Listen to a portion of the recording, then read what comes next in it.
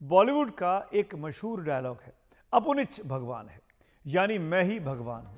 जिस भोले बाबा के सत्संग में भगदड़ हुई, 121 लोगों की जान गई, उसको वो अपने आप को भगवान कहलाना पसंद करता था। वो कहता था कि सब उसको भगवान के तौर पर माने। वो ये कहता था कि उसके पास वो असीम शक्तियां हैं जो कि किसी भगवान के पास होती हैं। यानी वो ये मानता था कि अहम ब्रह्मास्मि, यानी मैं ही ब्रह्म हूं। लेकिन गजब तो ये है कि इन कथित भगवान को भी अपनी रक्षा के लिए कमांडो चाहिए थे। अपने आप को भगवान कहता था, पर रक्षा में कमांडो तैनात करता था, और कमांडो भी महिला कमांडो।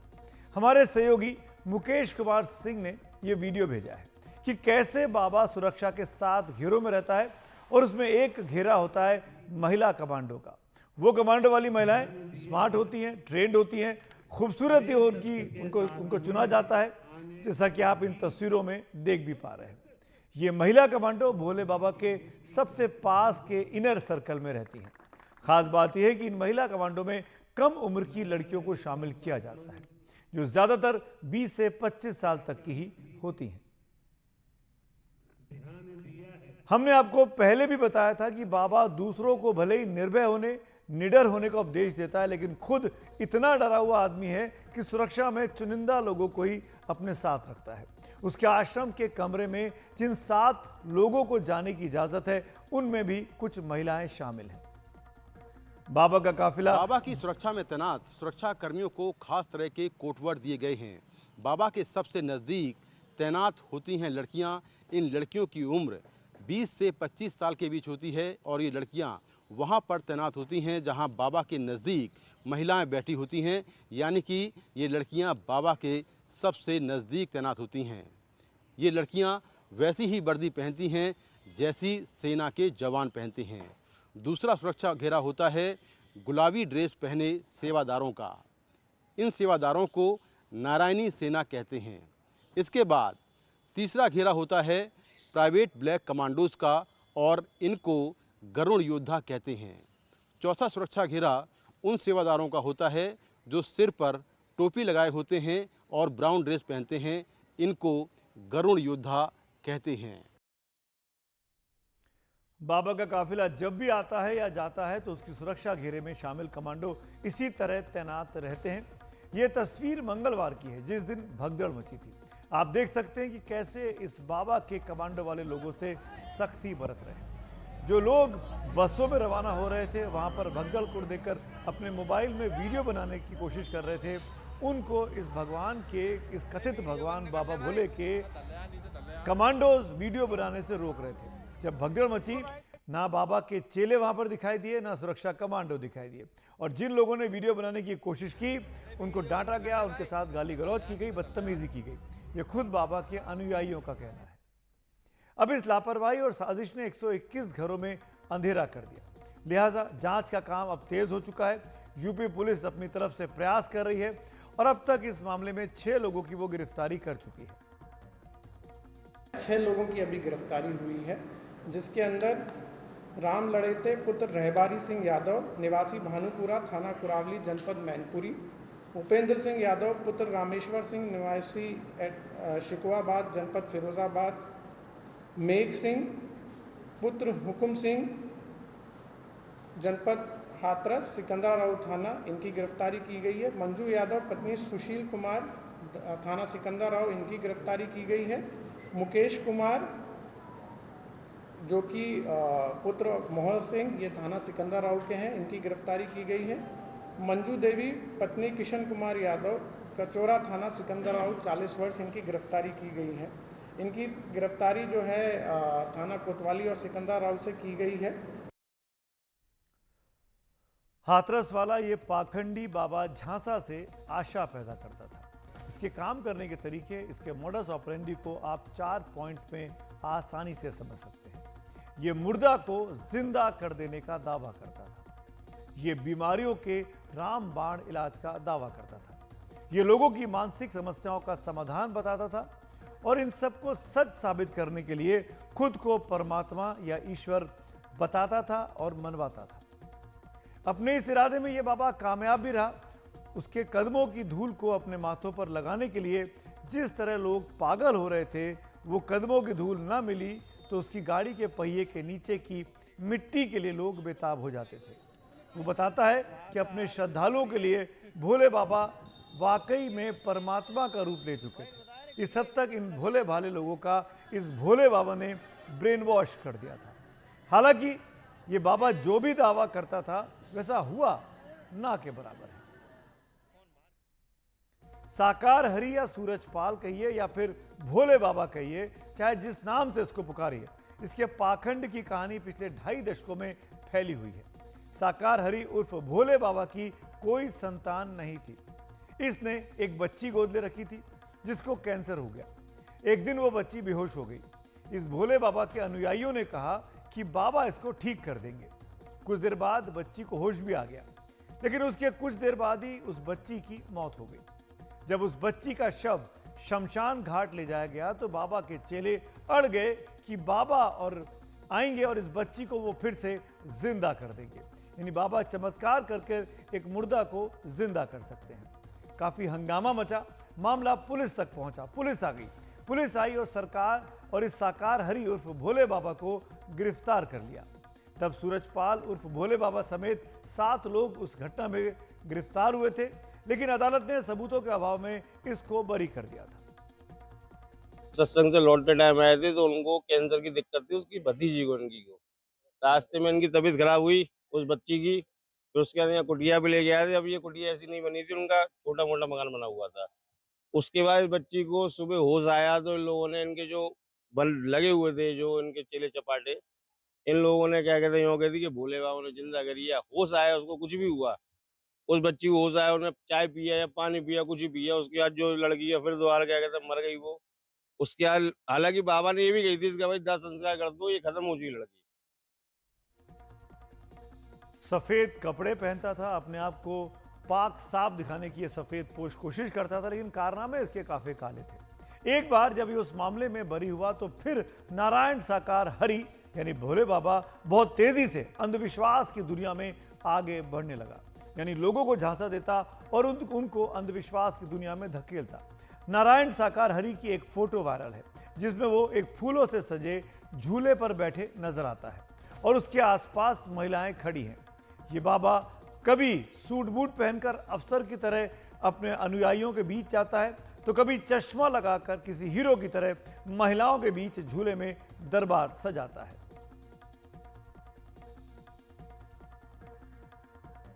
एक बात तो साफ है कि हाथरस पुलिस बाबा के खिलाफ सीधे तौर पर कोई कार्रवाई करने नहीं जा रही है। यहाँ तक कि पुलिस ने अब तक उससे पूछताछ भी नहीं की है। कार्रवाई के नाम पर बाबा के सेवादारों पर शिकंजा कसा जा रहा है और बाबा आराम से मैनपुरी के आश्रम में बैठा हुआ है। हाथरस से कैमरामैन राकेश सिंह के साथ मैं मुकेश सिंह सेंगर, एनडीटीवी इंडिया। आज जब पहली बार औपचारिक तौर पर इस मामले की इन्वेस्टिगेशन के बाद उस इलाके के आईजी शलभ माथुर ने प्रेस कॉन्फ्रेंस की, तब उनसे पूछा गया कि बाबा का नाम एफआईआर में क्यों नहीं है, बाबा क्या की कॉन्स्पिरेटर है कि नहीं है। तो ये कहा गया कि जब जांच आगे बढ़ेगी तब तय किया जाएगा। यानी बाबा की गिरफ्तारी को लेकर अभी तक यूपी पुलिस के पास वो ताकत, वो सबूत नहीं है जिसके बिना पर वो उसकी गर्दन तक अपनी हाथ को डाल सके। ये एक बाबा जो है ये एक तरह से लोगों को भरमाने की कोशिश करता था। इसकी एक चाल भी हुआ करती थी। इसके आश्रम में हैंडपंप लगे हैं, ये भी वैसे ही है जैसे किसी गांव देहात में होता है। लेकिन बाबा के चेलों ने और उसके अनुयायियों में ये अंधविश्वास फैला दिया था कि इस हैंडपंप का पानी पीने से तमाम बीमारियों का इलाज हो जाएगा। इस हैंडपंप से पानी लेने के लिए, जैसे आप लाइन से देख पा रहे हैं इन तस्वीरों में, ये माना गया कि ये चमत्कारी हैंडपंप हैं, इनमें से चमत्कारी पानी निकलता है जो आपकी बीमारियों का इलाज कर देगा। इस तरीके से भोले भाले लोगों को ये भोला बाबा बेवकूफ बना रहा था। इस पाखंडी बाबा की उसी अदा पर लाखों लोग फिदा हो जाते थे। लेकिन मंगलवार को हाथरस में जिस तरह 121 लोगों की निर्मम मौत हुई और बाबा की संवेदनहीनता दिखी, उसके बाद से अब बाबा के अनुयायियों का मोह भी भंग होता दिखाई दे रहा है। मैनपुरी के रहने वाले मीनेश अपनी मां रामकली देवी को ढूंढ रहे हैं जो सत्संग में आई थी, लेकिन कहां है इसका अब तक पता नहीं है। हम आपको विनेश की जुबानी ही सुना रहे हैं कि कैसे आश्रम वालों ने उनकी मदद करने की बजाय उनके साथ बेरुखी दिखाई। क्या कुछ झेला विनेश ने, आइए सुनते हैं। सोमवार को घर से आई हैं। अच्छा। उसके बाद उन्होंने कही कि सत्संग करके आ जाएंगे लौट के, तो आई नहीं वो। तो मैंने फ़ोन किया तो फ़ोन किसी और ने उठाया है। अच्छा, किसने उठाया? उनके संग रहती हैं, सेवा करती हैं, वो संग में रहती हैं, वो उन्होंने उठाया। तो उन्होंने बोला कि 10 मिनट बाद अभी बात करा रही हूँ, मैं अंदर हूँ। तो मैंने 10 मिनट बाद फ़ोन किया तो वो कह रही है वो तो आगरा चली गई। वो तो आगरा चली गई। मैंने कहा आगरा चली गई तो अपना मोबाइल नहीं ले गई? कि नहीं, मोबाइल छोड़ गई है मेरे पास। मैंने कहा मोबाइल ऐसे कैसे छोड़ जाएंगी? अच्छा। तो फिर उन्होंने फ़ोन काट दिया। फिर मिलाया तो कह रही कि भाई साहब तुम मुझे परेशान कर रहे हो, बार बार फ़ोन करके। यहाँ पे कोई बात नहीं हुई है, कोई दुर्घटना नहीं हुई है, कुछ नहीं हुआ है, ये बोला। अच्छा। तो ठीक है। फिर मैंने कही ऐसे ऐसे कैसे? मैंने कही ये न्यूज़ में दिखा रहे हैं सो। उसके बाद उन्होंने फ़ोन स्विच ऑफ कर लिया। उसके बाद कोई बात नहीं हुई। कोई बात नहीं हो पा रही है। कहाँ गए उनको ढूंढने के लिए आप? तो मैं एटा से आ रहा हूँ इस समय इमरजेंसी से। वहाँ नहीं मिली? वहाँ नहीं मिली। और कहाँ गए? और ये हाथरस में भी आए? और जहाँ आए हैं उसके हाथरस में बाद आए हैं। तो आपकी माता जी ये बाबा जी से जुड़ी कैसे? जुड़ी तो वो काफ़ी साल हो गए जब से जहाँ शुरू हुआ था। अच्छा। यहीं से कुटिया पे से जुड़ी हुई हैं। तो आप भी जुड़े थे उनसे क्या? नहीं, हम तो कई एक आध बार जाते हैं, हम तो आगरा जॉब करते हैं। अच्छा।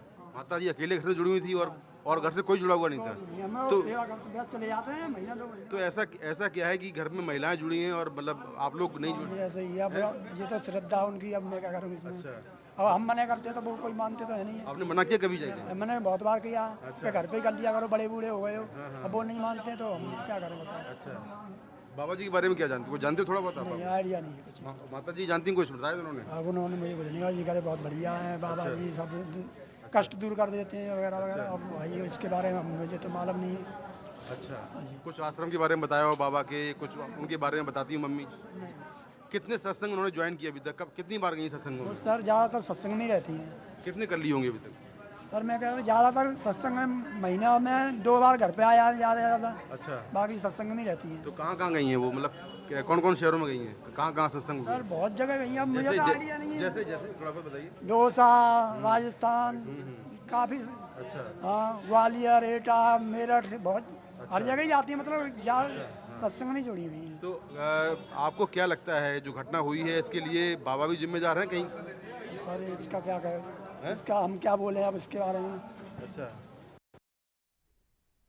इसी तरह के हाथरस के सोखना गांव के रहने वाले प्रताप सिंह की 70 साल की मां जयमनती देवी, 42 साल की भाभी राजकुमारी और 9 साल की भतीजी की उस भगदड़ में मौत हो गई थी। अब वो कह रहे हैं कि इस पाखंडी बाबा के खिलाफ कड़ी कार्रवाई होनी चाहिए। ये कहाँ भगदड़ में ही डेथ हुई इनकी? कहाँ पे? इनकी भगदड़ में दर्द। अच्छा अच्छा अच्छा। तो आपको जानकारी कैसे मिली? गांव से मिली थी। अच्छा, गांव के लोगों ने बताया? बताया कि वहाँ भाई भगदड़ हो गई है, वहाँ पर जाके देखो क्या स्थिति है। फिर हम आ गए तो हमको ये कभी आप गए सत्संग में? मैं कभी नहीं गया। अच्छा। तो आप क्यों नहीं जाते थे? आपके घर वाले सब जा रहे हैं? पता नहीं इन बातों को। अच्छा। तो माँ को रोका नहीं आपने? जब आपको आप खुद नहीं मानते, माँ को नहीं रोका आपने? बड़ी उड़ी थी, उसको हम रोक नहीं सकते, उनसे कुछ कह भी नहीं सकते थे। अच्छा अच्छा। हाँ, कई बार रोका आपने? कई बार रोका है। तो क्या बोलती थी? मैं तो वही प्रभु है, वो तो यूँ कहती थी। अच्छा। तो बाबा में ऐसा क्या था कि वो अचानक कब से जुड़ी थी बाबा से? हो गए 7-8 साल हो गए। ऐसा तो बाबा के बारे में क्या बोलती थी? मतलब क्यों जाती थी? क्या बताती थी बाबा के बारे में? वही जो बड़े बुजुर्ग बताते हैं वहीं के बच्चों की सेवा करो और बच्चों घर में शांति रखो, बस यही बताती थी। तो ये सारी बातें कॉमन है इसमें? नया क्या है इसमें? इसमें कुछ नया नहीं था। अच्छा अच्छा। आप बताइए, आप कभी गए सत्संग में? नहीं, मैं नहीं गई। अच्छा। कोई गया है आप में से सत्संग में? कोई नहीं गया? मेरी सास कहती थी कि चलो, पर हम कहते नहीं हम नहीं मानने, तुम मानो इनको। अच्छा। तो हमसे कहती तुम कोई नियम धर्म नहीं करती, नहीं करोगी, तुम्हें कोई ज्ञान नहीं है। मैंने कि अपना ज्ञान तुम अपने जोरे रखो, हम नहीं जाएंगे। तो वो नहीं मना करते थे। अब भी मैं मना करती, मुझसे कह रही थी तू भी चलना, लेकिन मैं अपने मामा के घर चली गई थी। अच्छा। अपने बच्चों को लेके। तो बाबा के बारे में क्या बोलती थी? कि बाबा के बारे में कि मतलब क्या उनके आश्रम है? कुछ बताती थी उनके बारे में, बाबा के बारे में? नहीं, ऐसा कुछ नहीं बताती थी। बस वो यूँ कहती थी मेरे तो बस भगवान वो ही हैं, और वही मेरी तो बस घर वार परिवार वालों को बस वही देखते हैं, वही देखेंगे। अच्छा। बस इतना ही बोलती है और कुछ थे उनको। तो आप लोग रोकते थे उनको कि जाने से? बहुत रोकते थे, मैंने कि इनको मत मानो, बाबा हैं तो मैंने कि जो हमारे घर में अनहोनी हो रही हैं, बच्चे भी बीमार हो जाते हैं जब कभी। और इसके हस्बैंड मतलब मेरे जेठ जी लगते थे, वो भी खत्म हो गए। मैंने जब जो इसका बेटा भी वो भी खत्म हो गया। मैं जब तुम्हारे प्रभु हैं तो इतना कुछ हो गया, रोका क्यों नहीं? ठीक बात है। सुबह में कहती थी अरे तुम कुछ नहीं समझती हो, तुम कुछ नहीं जानती हो। मैंने कि नहीं हम नहीं जानते, तुम जानती हो, तुम अपना ज्ञान अपने पास रखो, जो हमारे साथ हो रहा है बस हम वो ही जानते हैं, कुछ नहीं जानते हम। कितने सत्संगों में गई होंगी अभी तक वो मुझे तो पता नहीं, मेरी शादी को तो 7 साल हुई हैं। अच्छा, घर के जो बाकी मेंबर गए थे उनके साथ में, वो अपनी मर्जी से गए थे या लेकर गई थी? नहीं, मेरी सास लेके गई थी वो उनको। उससे पहले कभी गए थे? नहीं, अच्छा। उससे पहले कभी नहीं गई। वो बस जिद कर गई थी कि चल पास में ही हो रहा है ना सत्संग तो चल, तो नहीं मानी, बोले वाले की जबरदस्ती। तो अभी जो घटना हुई है पूरी, इसके लिए आप किसको जिम्मेदार मानती हैं? क्या लगता है आपको? जिम्मेदार हम तो अपने बाबा को मानते हैं। अच्छा। जो पब्लिक उनके साथ भाज रही तो उनको रुकना चाहिए था वहीं पे। जो इतनी पब्लिक भाज रही है, सब जो कुछ हुआ है सब उनकी वजह से हुआ है सब। तो आप भी मानते हैं कि बाबा जिम्मेदार है? बिल्कुल बाबा जिम्मेदार है। अच्छा। किस तरह की कार्रवाई की मांग करते हैं? 3 मौतें आपके घर में एक साथ हुई हैं, क्या कार्रवाई चाहते हैं आप? ये सत्संग बंद होना चाहिए और बाबा को जेल में जाना चाहिए। तो बाबा के जो भक्त रहे, अनुयायी रहे, जिनके साथ जो कुछ हुआ बीते 2 दिनों में, उसके बाद उनके परिजन अब इस बाबा से उनका मोह भंग होने लगा है। मेरे साथ इस वक्त उत्तर प्रदेश के डीजीपी रह चुके विक्रम सिंह जी जुड़ रहे हैं। आपका स्वागत है विक्रम सिंह जी, बहुत बहुत धन्यवाद वक्त निकालने के लिए। अभी आज आपने सुना होगा आईजी ने पहली बार प्रेस कॉन्फ्रेंस की विवेचना के बाद, जब से एफआईआर हुई है इस पूरे मामले में, और आज भी एफआईआर में अभी तक कोई नाम नहीं है बाबा भोले का। यहां तक कि जब सवाल पूछा गया तो कहा गया आगे देखेंगे इन्वेस्टिगेशन में, जब जांच होगी तब देखते हैं। ये क्या लगता है, कोई बचाने की कोशिश है, लीपापोती है, या डर है किसी बात का? मैं समझता हूं कि समस्त तथ्यों का समावेश करके, जिसको मैं कहता हूं ओवर थिंकिंग। एक अगर मैं आपसे पूछूं 2+2 कितना होता है, तो आप कह देंगे 4, लेकिन किसी एक एमएससी मैथमेटिक्स टॉपर से पूछेंगे तो कैलकुलेटर निकालेगा और लॉग टेबल निकालेगा, उनको दुनिया भर के कैलकुलेट करेगा। हाँ साहब, अब इसमें लगता है 4 आने वाला है, और फिर भी मैं जरा कंसल्ट कर लूं। तो ओवर थिंकिंग से ये जब होता है, आपको मालूम है कि जो गंगोत्री है और जो इस पूरे चीज का ताना बाना बुना है, दूल्हा बाराती का बाबा है, उसमें सोचने का क्या काम। और पुलिस और प्रशासन इससे जाना जाता है, अंतर की चोट और तत्परता के साथ। अगर प्रमाद और विलंब के साथ आपने किया तो बहुत अच्छा काम भी बहुत निकृष्ट हो जाता है। बेहतर ये होता, क्योंकि अगर बाबा नहीं है तो जाहिर है कि कोई और भी, किसके ऊपर आप इशारा कर रहे हैं। बेहतर ये हो कि बाबा के ऊपर आप इनाम कर दें। उनका अगर नाम आपने एफआईआर में नहीं लिखा है, ये तो एक त्रुटि थी ही प्रशासनिक। तो कम से कम अब जो दूसरी प्रक्रिया है कि प्रकाश में ला करके, जिसको कहते हैं जो प्रकाश में आए, ब्रॉट टू लाइट, उनका नाम लेकर के फिर भी उनको वांछित अपराधी बना के, पलायित अपराधी बना के, एब्सकॉन्डर घोषित करके। मुझे तो विक्रम सिंह जी, जैसा कि हमारे रिपोर्टर्स बता रहे हैं, ये अपने मैनपुरी के आश्रम में मौजूद है बाबा भोले। पुलिस वहां जाती भी है, 2-4 लोगों को अरेस्ट भी करके लाती है, 6 लोगों को जो कहा गया। मुझे तो लगता है कि शायद बाबा भोले को बचाया जा रहा है पुलिस प्रोटेक्शन में। ऐसी तस्वीर बन रही है कि और कोई अंदर ना जा पाए, क्योंकि अब लोगों में गुस्सा हो गया है। 120-22 लोगों की जान चली गई है। आप सुमित जी बिल्कुल सही कह रहे हैं, इसमें ज्यादा सोचा नहीं जाता है। इसमें ला करके तुरंत करना चाहिए था बाबा जी को सलाख के पीछे। बाबा जी कहना नहीं, हाँ सूरजपाल को डालना चाहिए था, सलाख के पीछे नहीं डाला। इसको मैं प्रशासनिक भूल और त्रुटि समझ रहा हूं। और अगर मैनपुरी आश्रम में है, जो कि एटीएस और एसटीएफ, ये कोई बड़ी चीज नहीं है। ये 5 मिनट का काम है ऐसे लोगों का पता लगाना, ज्योग्राफिकल लोकेशन, और इतने ज्यादा चेले चपाटों के साथ जो रहता सुमित जी, उसको सलाह के पीछे रहना चाहिए, न कि अपने आश्रम में। किस बात का प्रमाद हो रहा है, किंग कर्तव्य मूड, ये कम से कम पुलिस को, प्रशासन को शोभा नहीं देता है। इसमें तो बिल्कुल ट्रिगर ऑपरेशन हो जाना चाहिए था। ट्रिगर ऑपरेशन नहीं सही तो कम से कम अब जेल की सलाह के पीछे तो कर दो। अब तक जो चूक पे चूक दर चूक, सीरियल एक्यूमुलेटिव फेलियर हर जगह हुआ है, कम से कम उसका छोटा सा प्रायश्चित ये होता कि बाबा को फौरन से पेशतर सलाह के पीछे डाल दे।